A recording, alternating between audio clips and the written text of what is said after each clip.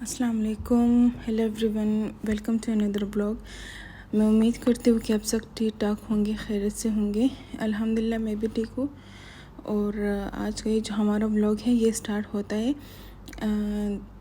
2 دنوں کا بلاگ بنا کے میں نے اس کو جوڑ دیا ہے۔ تو میں یہاں پہ تیاری کر رہی تھی کہ شام کے کھانے کی تیاری کر رہی تھی، اور بس یہی ہوتا ہے کہ بس کھانا بناؤ، دن میں کام کرو، صفائی کرو، کھانا بناؤ، ناشتہ بناؤ، بس اسی سے ہمارا ٹائم گزر جاتا ہے۔ اور اسی طرح سے ہی یہاں پہ پردیس میں آپ کا روٹین چلتا رہتا ہے۔ نہ یہاں پہ آپ کے پاس اپنے ہوتے ہیں، نہ آپ کے پاس آپ کے ماں باپ ہوتے ہیں، بہن بھائی کوئی بھی نہیں ہوتا۔ بس جس کے ساتھ آپ رہتے ہیں وہی آپ کے پاس ہوتے ہیں، جو آپ کے اپنے ہوتے ہیں۔ کیونکہ پردیس میں رہ کر آپ کو اپنوں کی اتنی یاد آئے گی، اپنے ماں باپ کی، بہن بھائیوں کی، اپنوں کی، اپنے گھر والوں کی، مگر یہ ہے کہ آپ ان کے ساتھ ان کے پاس نہیں جا سکتے، اور نہ اتنا آپ کے پاس آپ کا اتنا بجٹ رہتا ہے کہ آپ ٹکٹ کروا لیں اور بس چلے جائے کچھ ہفتوں کے لیے، مہینے کے لیے۔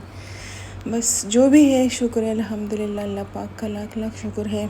مگر پھر بھی جب پاکستان سے یا جس ملک سے بھی ہے، آپ کو وہاں سے خبر رہتی ہے کہ آپ کے اپنے کچھ بیمار ہو گئے ہیں یا کچھ ان میں فوتگی ہو جاتی ہے، تو انسان کا اتنا دل خراب ہوتا ہے، اتنا دل خفا ناراض ہو جاتا ہے اس بات پہ کہ ہم یہاں پہ کیوں ہیں۔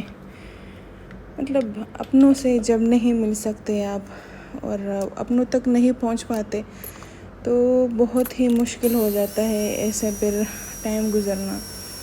چلے، مگر پھر بھی ہے کہ ہم ان کے لیے دعا کریں گے، اور جو آپ کے پاس نہیں رہتے، آپ سے دور چلے جاتے ہیں، اس دنیا سے چلے جاتے ہیں، ہم ان کے لیے دعا کریں گے۔ پھر بھی اپنے ہی ہوتے ہیں، دل بہت زیادہ خفا ہو جاتا ہے اس بات پہ، کیونکہ ایسا ٹائم بہت مشکل ہوتا ہے۔ اور پھر بھی بس کیا کرتا ہے، ہم ان کے لیے بس دعا ہی کریں گے انشاءاللہ۔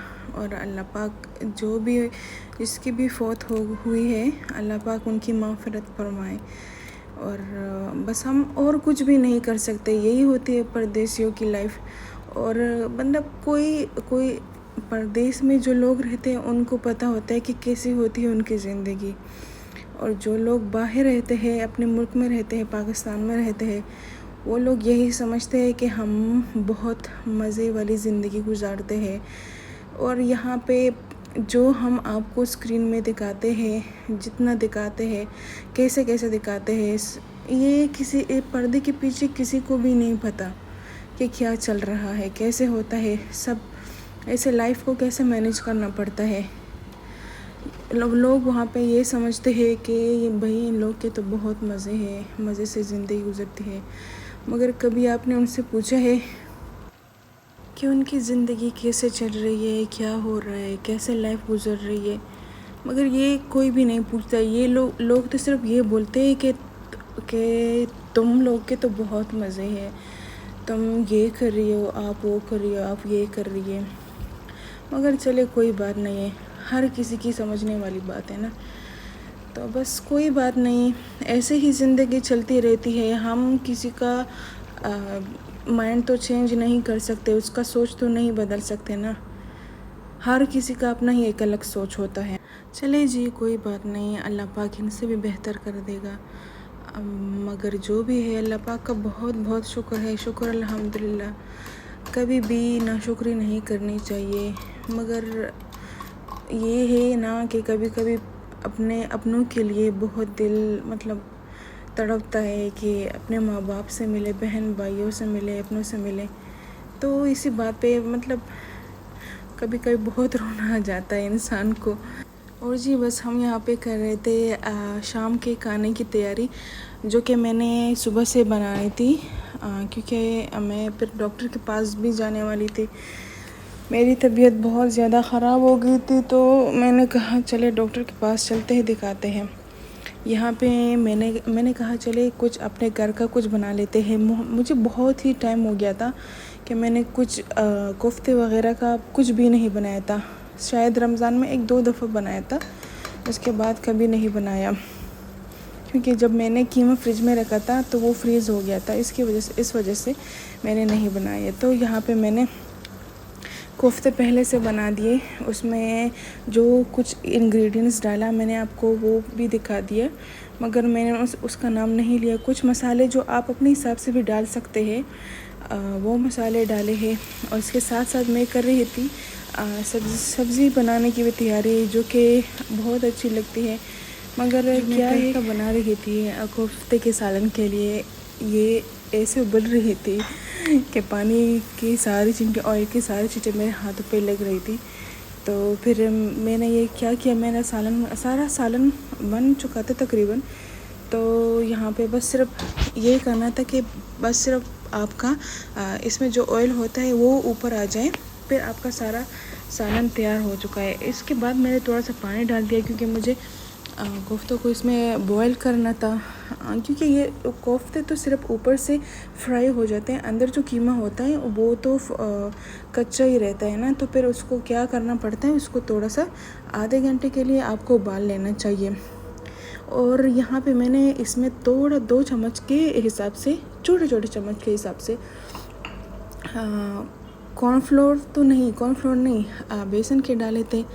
تو اس سے یہ ہوتا ہے کہ آپ کے کوفتے ٹوٹتے بھی نہیں اور ایک اچھا سا ذائقہ بھی آ جاتا ہے. مگر اتنا زیادہ بھی نہیں ڈالنا چاہیے, کیونکہ پھر اس سے کچا پن آتا ہے. اب یہ ہے کہ میں نے وہ جو سارے کوفتے بنائے تھے وہ سارے نہیں پکائے میں نے, کیونکہ یہاں پہ میں اپنے حساب سے بناتی تھی. اور کوفتے کے سالن کو میں نے رکھ دیا اور ابلنے کے لیے. اور اس کے ساتھ ساتھ میں یہ بنا رہی تھی مکس سبزی. اس میں ہے پیاز, ٹماٹر, آلو اور بینگن, جو کہ میں نے اس کے لیے تھوڑا سا سادہ سا تڑکا بنا دیا تھا.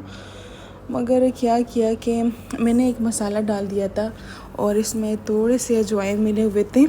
جب میں نے رکھے ہسبینڈ کے سامنے تو ان کو ایسی اسمیل آ گئی کہ کیا ہی بتائے. وہ بول رہے تھے کہ اس میں اجوائن ہے, بالکل بھی مجھے اچھا نہیں تھا. تھوڑا سا بھی کھا لیا, مگر یہ تھا کہ ان کو بہت تیز اسمیل آ گئی اس میں سے.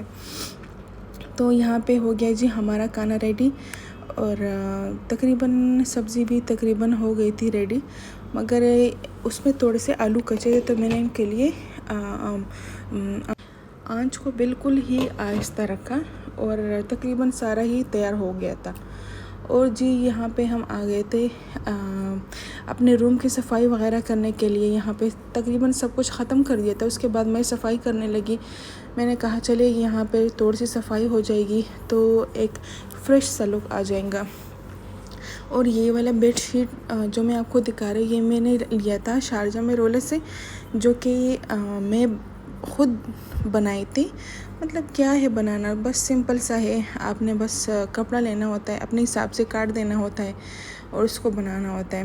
اور یہاں پہ دیکھیں, جب بھی میں بیڈ کو صحیح کرتی ہوں نا, یہ یہاں پہ شیڈو آ جاتی ہے اور ان کو اتنا اچھا لگتا ہے, یہاں پہ مستی کرتی ہے. اور یہی تھا جی ہمارا آج کا بلاگ.